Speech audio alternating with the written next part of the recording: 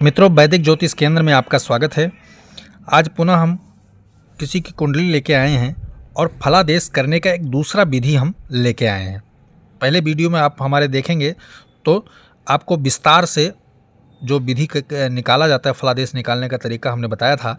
आज हम उसी को एक दूसरे विधि में कि फलादेश निकालने के कितने तरीके होते हैं और अपने अपने तरीके इस्तेमाल, जिनको ज्योतिष विधिवत आता है वो कई तरीका इस्तेमाल कर लेते हैं।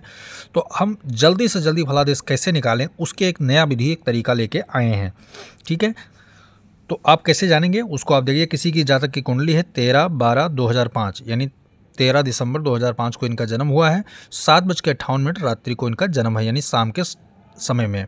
और जन्म स्थान इनका मैंने गोपनीय रखा है, जैसे मैंने पहले वीडियो में रखा था। अब हम जल्दी से जल्दी इनका फलादेश निकालने का काम करेंगे, ठीक है ना। चलिए कुंडली स्टार्ट करते हैं।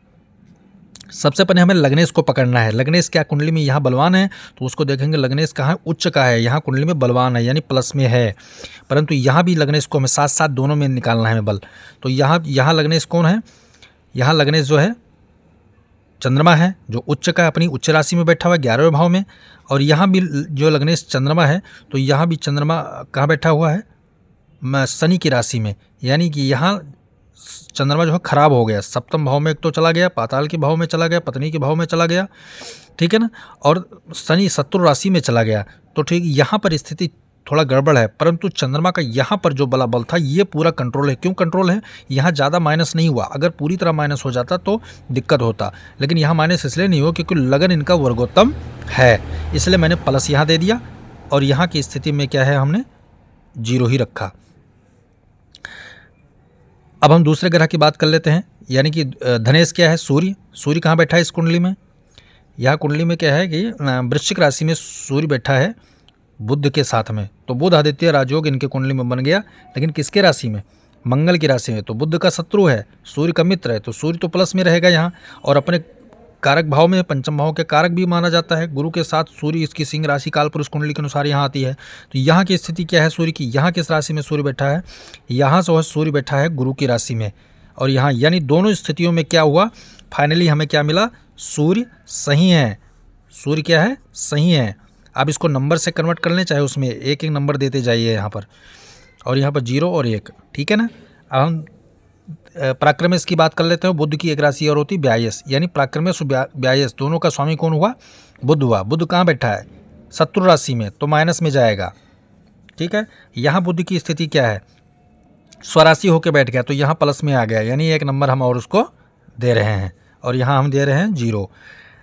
हम बात कर लेते हैं जो है चतुर्थ स्थान और तुला और 2 नंबर, यानी 2 नंबर वृषभ राशि और तुला राशि का स्वामी कौन है, शुक्र। कहाँ बैठा है, मित्र राशि में कारक भाव में बैठा है, यानी प्लस में आ गया, ठीक है। 1 नंबर दे दिया इसको।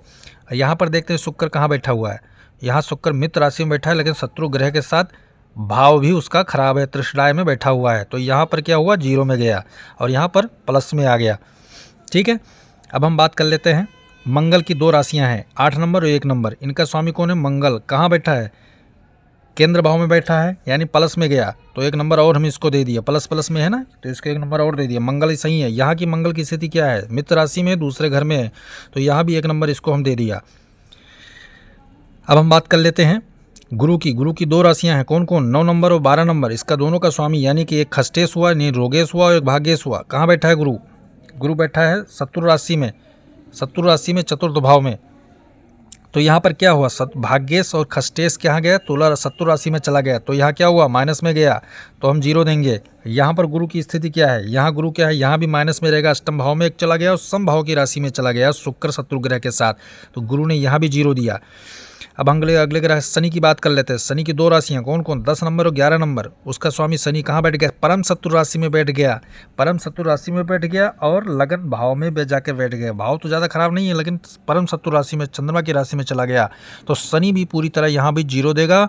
और यहाँ शनि की स्थिति देखें तो शनि कहाँ बैठा हुआ है, यहाँ गुरु की राशि में बैठा हुआ है, छठे भाव में बैठा है। यहाँ भी कोई खास स्थिति इसकी नहीं है, परंतु 1 नंबर यहाँ ये लेके छोड़ेगा, ठीक है ना। यहाँ स्थिति सुधार गया, यानी फाइनल रिपोर्ट नौमांश कुंडली देता है, या मान के चलिए। अगले ग्रह की बात करते हैं। गुरु हो गए, हमने यहाँ पर सारे ग्रहों को निकाल लिया, लगभग सारे ग्रहों का बलाबल निकाल लिया। तो हमें अंक कितना मिला, 1 2 3 4, 1 2 3 4, यानी 4 यहाँ 4 यहाँ, टोटल मिला के कितना हुआ? 8 अंक हुआ। ठीक है, 8 अंक हुआ। तो यहाँ 12 में से हम कितना मिला था? 4। ठीक है, 12 में से 4, और यहाँ 4 में से हमें कितना मिला था? 4, यानी टोटल 12 में से 8 अंक इनका निकल के आया फाइनली। यानी कुंडली बेहतर है, कुंडली खराब नहीं है, कुंडली को हम बहुत ज़्यादा खराब नहीं कह सकते। अब हम बात कर लेते हैं इस जातक की परेशानी, इस जातक को समस्या क्या हो सकती है। ये जातक क्या है? सबसे पहले क्या हो तो व्यक्ति दूसरे के बहकाव में इतनी जल्दी आ जाएगा कि जवाब ही नहीं, क्योंकि शनि क्या करता है? बहकाव देता है यहाँ। कैसे? क्योंकि शनि एक तो शत्रु राशि में है, यानी खुद पर कंट्रोल नहीं है, दूसरा क्या है? शुक्र उसकी राशि में बैठा है, तो शुक्र और शनि का आपसी तालमेल हुआ। शुक्र क्या करे? लग्जरियस का स्वामी, सुख सुविधा का स्वामी है। ठीक है, काम वासना का स्वामी है, स्त्री जातक का स्वामी। जब भी स्त्री जातक के संपर्क में व्यक्ति आएगा, सुख सुविधा के संपर्क में आएगा, ऐसे दोस्तों, ऐसे खासकर लड़कियां ज़्यादा होंगी इसके मित्र, ऐसे संपर्क में आएगा तो ये व्यक्ति क्या करेगा? बिगाड़ करेगा अपना। कौन सी? वास्तविक स्थिति से बिगड़ जाएगा, रास्ता भटक जाएगा। ठीक है, रास्ता भटकने का काम रहेगा। शिक्षा के स्तर क्या रहेगा व्यक्ति का? ठीक रहेगा, शिक्षा का स्तर ठीक रहेगा। ये व्यक्ति क्या कर सकता है जीवन में? ये इंजीनियर बन सकता है, डॉक्टर बन सकता है, सीए बन सकता है। ठीक है, इंजीनियर बन सकता है, डॉक्टर बन सकता है, सीए बन सकता है। इन सेक्टरों में जा सकता है, अपनी विद्या उच्च स्थिति में प्राप्त कर सकता है, परंतु भटकाव को कंट्रोल करना होगा। इसलिए समय रहते हुए शनि ग्रह की प्रमुख इसकी परम शांति करवाना जरूरी। जब शनि की पूर्ण शांति हो जाएगी तो इसका भटकाव कंट्रोल में रहेगा। सबसे उत्तम ग्रह कौन माना जाएगा? मंगल, क्योंकि इस कुंडली का कारक ग्रह है। गुरु भी इसका सही नहीं है, तो जब भी मंगल की महादशा में शुक्र का अंतर आओगा तो ये बहुत ज़्यादा भटकाव लेगा। गुरु की महादशा में शुक्र आओगा, बहुत ज़्यादा भटकाव लेगा। तो इस स्थितियों में क्या है कि इनको जो है शांति करवा लेनी चाहिए। भाग्येश का और शनि का प्रमुख रूप से इसके शांति करवा लेनी चाहिए, ताकि ये इसका करियर डगमगाने न पाए इस कुंडली में। इस जातक के करियर की हमने बता दिया कि किसका करियर क्या है। इस करियर को आप देख सकते हैं। भाग्य कितना कमजोर या पक्का रहेगा, इसका भाग्य इसके पिता पर निर्भर करेगा। कैसे निर्भर करेगा? क्योंकि कारक भाव का मंगल, प्रमुख कारक ग्रह कुंडली के अंदर मंगल पिता के भाव में बैठा हुआ है, और जो स्थिति यहाँ है वही स्थिति यहाँ भी है। यहाँ मंगल कहाँ गया? परिवार कुटुंब भाव में, यानी परिवार में किसके द्वारा इसका भाग्य सुरक्षित रहेगा? पिता के द्वारा। ठीक है ना, तो पिता से इसको बहुत सपोर्ट मिलेगा। और पिता को क्या इसके द्वारा सपोर्ट मिलेगा? जी नहीं मिलेगा, क्योंकि बुध जो है वो जब तक ये अल्हड़पन यानी युवा अवस्था में रहेगा तब तक पिता का शत्रु के जैसा व्यवहार करेगा ये। लेकिन जब युवा अवस्था पार करेगा तब सूर्य का प्रभाव रहेगा, तब ये आत्मतत्व आत्मबोधी बनेगा और अपने परंपरा नीति विचार को समझेगा। ऐसी स्थिति इसके जीवन में रहने वाली है।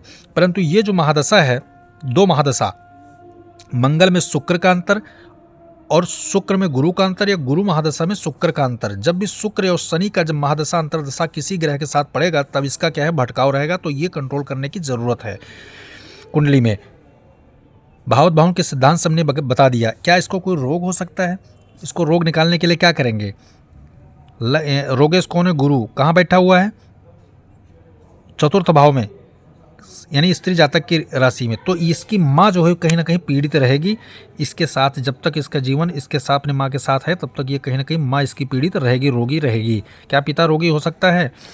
रोगेश कहाँ है? गुरु मंगल के ऊपर दृष्टि डाल रहा है और शनि लग्न का कारक है, तो शनि केवल इसको पीड़ित नहीं कर, इसके पिताजी को भी पीड़ित करेगा। ठीक है ना, दसम भाव का मंगल और गुरु का आपस में संबंध बन रहा है, तो कौन इस माता से पीड़ित होकर पिताजी पीड़ित होंगे, तो कहीं ना कहीं दोनों को ये परेशान करेगा रोग से। ठीक है, भाग्य की स्थिति हमने निकाल लिया। चंद्रमा उच्च है तो इसको लाभ देगा, शार्प बुद्धि देगा, अच्छा माइंड देगा, पढ़ने लिखने में जातक अच्छा होगा। बस थोड़ा क्या है कि चरित्र पर कंट्रोल रखने की ज़रूरत है। प्यार मोहब्बत में ये पड़ेगा 100% इसके कुंडली में योग है, क्योंकि सूर्य बुध बैठे हैं पंचम भाव में, शुक्र क्या है अपने कारक भाव में बैठा है, चंद्रमा की दृष्टि उस पर जा रही है। तो जितने भी ग्रह होने चाहिए प्रेम योग के लिए सारे विद्यमान हैं।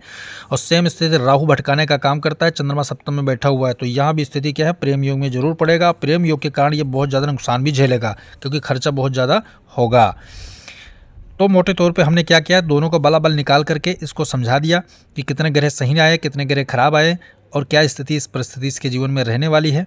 हाँ, आगे चल के ये व्यक्ति इसके जीवन में परम धन योग बन रहा है, तो ये व्यक्ति क्या है? करोड़पति योग भी देखेगा। ये 100% नियम है। जो ग्रह बलवान निकल के आए हैं वो ऐसी स्थिति में है, क्योंकि बुध आदित्य राजयोग इसके कुंडली में सफल बन रहा है। मंगल पूर्ण कारक 100% कारक है मंगल, यहाँ भी मंगल 100% कारक है। तो किसी प्रकार यहाँ को कोई समस्या नज़र नहीं आ रही है। यहाँ जो थोड़ा बहुत बुध खराब था वो भी सुधार गया है। तो यहाँ पर क्या है, इंटेलिजेंट बच्चा होगा और खूब अच्छा इनकम करेगा, नौकरी करेगा, प्राइवेट भी कर सकता है और सरकारी, दोनों स्थितियाँ इसकी कुंडली में लागू हैं। जय सिया राम।